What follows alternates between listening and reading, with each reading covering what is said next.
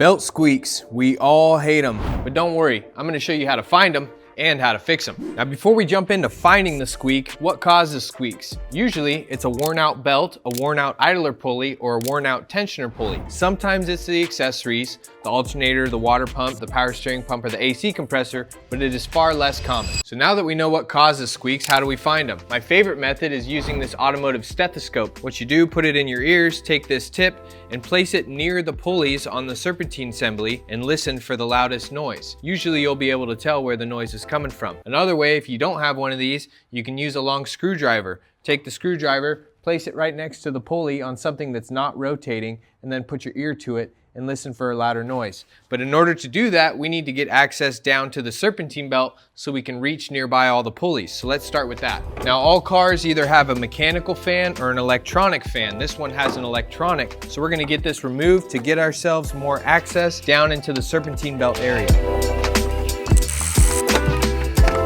Now that we have the fan out, you can see we have really good access down into the belts. This is the AC belt. It's driven off of the crank pulley.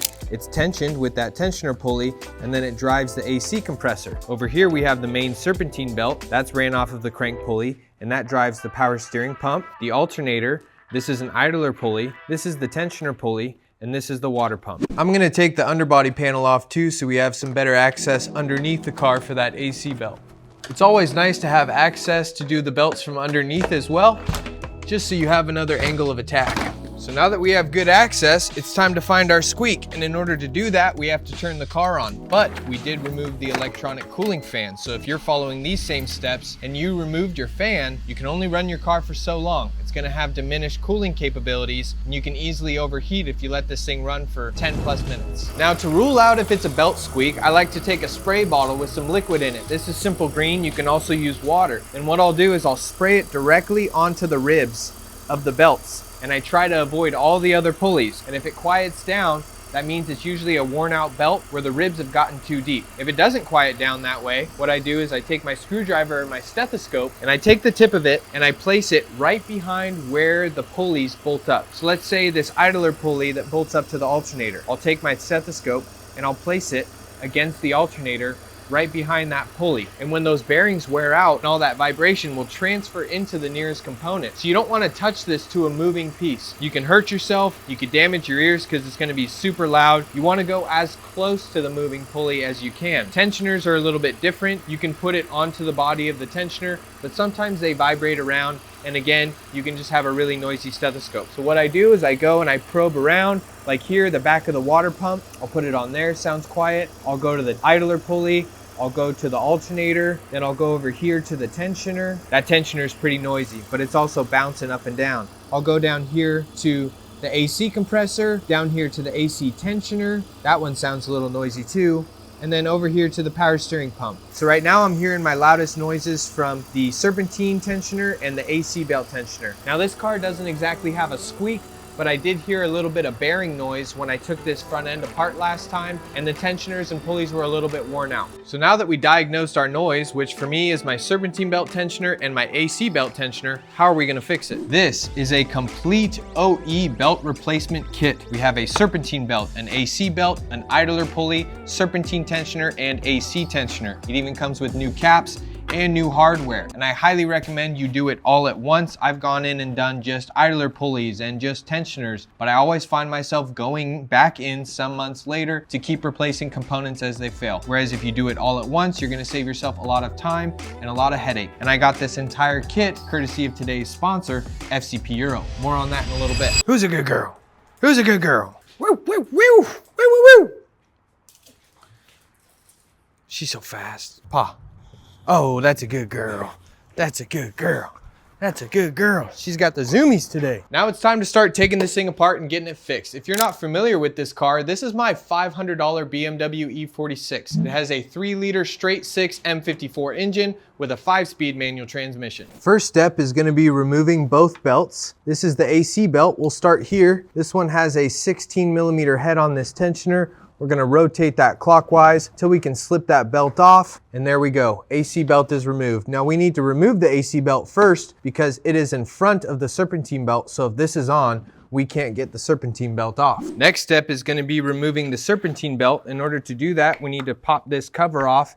That's going to get us access to our hydraulic tensioner. Underneath this cover, there's an 8mm Allen bolt. We're going to stick an Allen socket in there, rotate it clockwise, and slip the belt off. Now we're just going to unwind it from all the different pulleys. And it's a good idea to take a picture of the belt diagram if you're not familiar with it or you don't have it memorized, so you remember how the new belt goes back on. Now it's always good to rotate your belt inverted like this to check for any micro cracks. This belt is pretty nice and fresh. I also like to hold it like this and look at the depths of the groove on the old belt. This is a used Continental belt that came off. This is a brand new Continental belt, and there's not much difference in the height, but I have seen some belts that just have such deep grooves from being worn out on the pulleys that it will cause a squeak. So always good just to familiarize yourself with the old used parts. Now before we start pulling this entire thing apart, another thing I like to do is come in and spin all the pulleys by hand and listen for any noise. That idler pulley has a little bit of noise. That tensioner pulley is pretty noisy, and that's one of our problems. Check it out. Can you hear that? I'll try to spin everything just to check on the condition. Spin the water pump, that sounds nice and smooth. Power steering pump sounds good. Alternator feels good. And then I'll go down here. AC tensioner, that feels okay. But yeah, just wiggling it back and forth, I have a little bit of play, and that has a ball bearing inside, so that ball bearing is probably worn. And then AC compressor sounds good. So in summary, our two problem bearings are here on the serpentine belt tensioner and here on the AC belt tensioner. Luckily, the kit has both. So now we can remove our idler pulley. We'll pop this cover off, and it's got a 16mm bolt that holds it on. Now, interesting info about this particular idler pulley, it has a little nipple, and if you notice, the bolt location is offset from the pulley. So when you install it, you need to find the indentation for that little nipple on the top of the alternator here and make sure that is lined in and fully seated when you do tighten this bolt. Next, we're going to remove the serpentine belt tensioner. Now, looking at this new one, you can tell that it has 3 mounting locations. One small bolt here that runs through the bottom of the hydraulic tensioner, one here on the assembly, and then another one here that has a big long bolt that runs through all of it. Pop this cover off to get access to our first bolt, and all 3 of these bolts are 13mm. There's our long one. And for these bottom bolts, it's hard to get access with this tensioner pulley in the way. So to release the tensioner, we turn it clockwise. To break this tensioner pulley loose, we break that bolt loose counterclockwise. Then we can take out that Allen bolt and remove the pulley completely. Now we have really good line of sight on that bottom 13. That's our medium length one.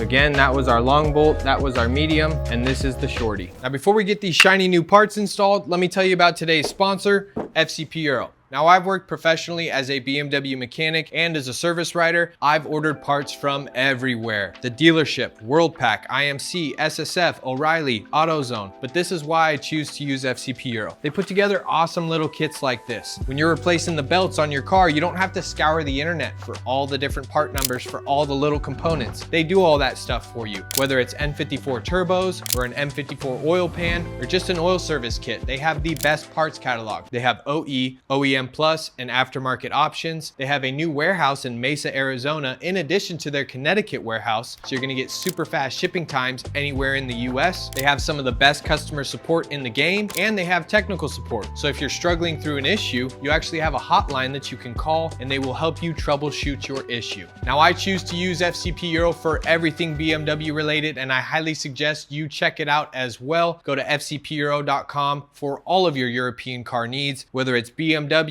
Audi, Volkswagen, Porsche, Mercedes, they got you covered. A big thank you to FCP Euro for sponsoring today's video. Let's get back to work and get this thing put back together, huh? Okay, time to put in the new AC tensioner.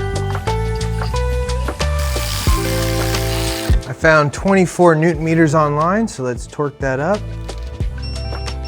All right, so now we have our new hydraulic tensioner. Now these BMWs have 2 different types of tensioners. There's an old school mechanical style, which looks just like the AC tensioner. And then there's this newer updated hydraulic tensioner. I believe they only sell the hydraulics now. I believe it was updated. So yours might look a little different, but it's the same process as the AC tensioner. It's got that big 16mm head on it, and that's how you turn it. So we're gonna get all 3 of these bolts started by hand. And one more short one goes down here. And I'm gonna go with 24 Newton meters on all 3 of these. And I think I need to take the tensioner back out because I think I forgot these 2 washers. Yep, one goes on here and the other one goes on here. 24 on the 13s, 45 on the tensioner pulley. Now I've also done this repair a lot where I didn't torque things to spec. So just go good and tight if you don't have a torque wrench. And our last one is this idler pulley. Again, make sure that nipple is fully seated on that alternator. And we'll give this one 45 too. This cover can go on. And we'll pop this cover on. And now we can put our new belt on. Serpentine belt's gotta go on first. Let's see if I remember this diagram. And then this loop here goes over the tensioner. So what I like to do is I like to get it looped up like that. And then I take my tool, pass it through into my T50, get a nice long crank, bring that tensioner over, and then just slip that down. Get it on the tensioner like that. There we go. Now, next step, go around and feel every single pulley and make sure that the belt is fully seated on the crank pulley, on the power steering, on the water pump, idler, alternator, and tensioner. If you leave the belt hanging off by a rib, it can cut and come loose, and I've told this story before. I did that on a customer's car. A strand came loose, started whipping around, sliced the lower radiator hose open, customer blew their head gasket. Now we can do the AC belt. This one's pretty easy because the tensioner comes with that pin installed already. So capture your crank pulley, that. See, I had it off of a rib, so I had to get that corrected. It's nice and flush on the crank pulley. Make sure it's nice and flush on the AC compressor. Then take your 16, bring a little bit of tension off, pull that pin, which will unlock it, and slowly release. And we are good. AC compressor feels nice, tensioner looks good, crank pulley looks good.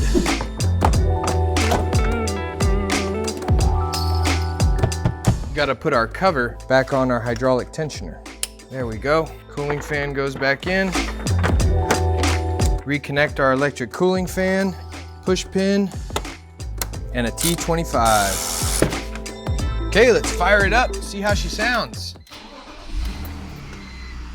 Now it's always good to come with a flashlight, recheck everything while it's spinning. We're just looking for anything obviously wrong, any wobble in the belt, any wobble in the pulleys.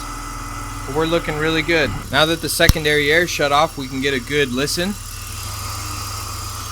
And it is whisper quiet. We have no belt noise, we have no tensioner noise. And of course, you can take the screwdriver, you can take the stethoscope, listen around, and check for any differences from when you started. But I can already tell that this thing sounds perfect. Come here, pup. If you are new to the channel, let me introduce myself. My name is Alec.